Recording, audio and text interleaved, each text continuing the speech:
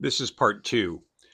This is the peace plan. How many peace plans have you heard about, folks? All the time. We've got a peace plan. We got a peace plan. Every time it's you, Palestinians have to get out.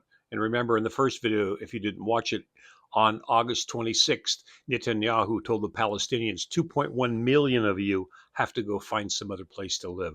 Meanwhile, between that time and now, they're firebombing the Palestinians. They're shooting them, mass murdering them to death. Everybody. They're cleaning the area out so they could build the greater Israel expansion. But let's get into the peace plan. We had Benjamin Netanyahu visiting the United States. I think he's been to the United States 5 times since Donald Trump was elected, and this time it seems that Donald Trump and the Trump administration is trying to balance the situation because of the two-state solution that they're talking about. And right now, Donald Trump has a peace plan, and he says that it seems that the outcome of the peace plan is somehow capitulate or die in Gaza, that there is no other option for Hamas, for the people in Gaza. And looking at moments ago, before coming up to this live, we've learned from Netanyahu, he published a video in Hebrew. He said that they're not going to withdraw from Gaza. So what does that mean? What does the peace plan mean if they're not going to withdraw from Gaza? Well, as I said earlier, Netanyahu is in a weak position. And I think that 2.1 million have to leave. Be a reason for him to attack Iran, because he's in a very tough spot. He's not winning the war in Gaza. Meanwhile, he's killing a lot of people every day. He's slaughtering women and children. They're exterminating Palestinians. This is an extermination project. Hundreds of thousands have been killed.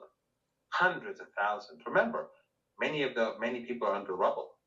Many people have died of illness, of cancer, of diseases, or are dying of different diseases that would be easily cured under normal circumstances. But they die because there's no medicine and there's no food and there are no facilities to treat them. So he's successful in slaughtering these people, and the Israelis support this. They like this extermination of the Palestinian people, and the Europeans and the Americans, they support this. Let's not be naive. They support this. You haven't seen any single European country sanction the Israeli military or the Israeli government or the regime or anything like that. Maybe one or two individuals have been sanctioned. They don't care, or they won't be allowed to enter a particular country. But cooperation with the Israeli regime, enabling the Israeli regime to carry out this Holocaust, continues. And the BBC, Sky News, the New York Times, the Guardian, the Washington Post, Breitbart, Fox News, they're all in bed together. And big tech, all of them are on the side of this Holocaust. We are living in a true dystopia. The West has created a global dystopia.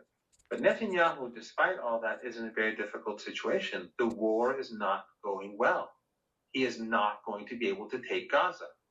And we've seen Trump make these threats before to Hamas and the resistance.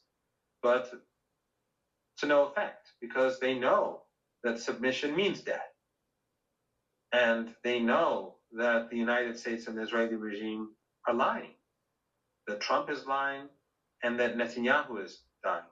Some say that Trump sees Netanyahu as politically weak, and so this peace plan may be an effort to put pressure on him to end the war. I don't see it that way. I don't think Trump is going to put it. Trump can't put an end to the war. Trump won't put an end to the war. Why?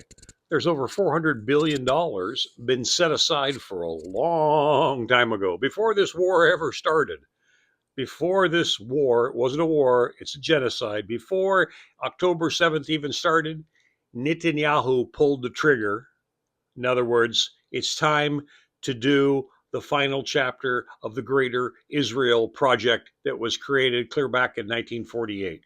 actually before that, but that's when the world started talking about it. There will be no ceasefire because Netanyahu is trapped. He will blow the world up before he submits.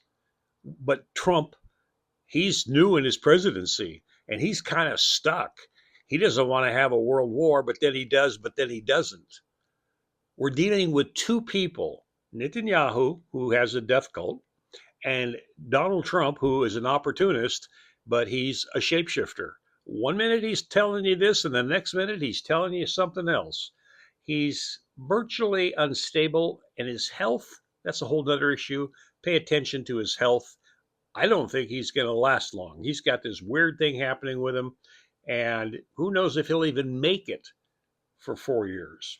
I don't know. But back to the show, we are being lied to by the Western media because they don't even let you see this conversation. That's what the Conscious Hour is about. We gather the information out there, we cut through the BS, and we report the facts to get people to wake up and say one thing: shut it down and stop spending trillions of dollars of our taxpayer money blowing up other countries and stealing resources. Thanks for tuning into the Conscious Hour.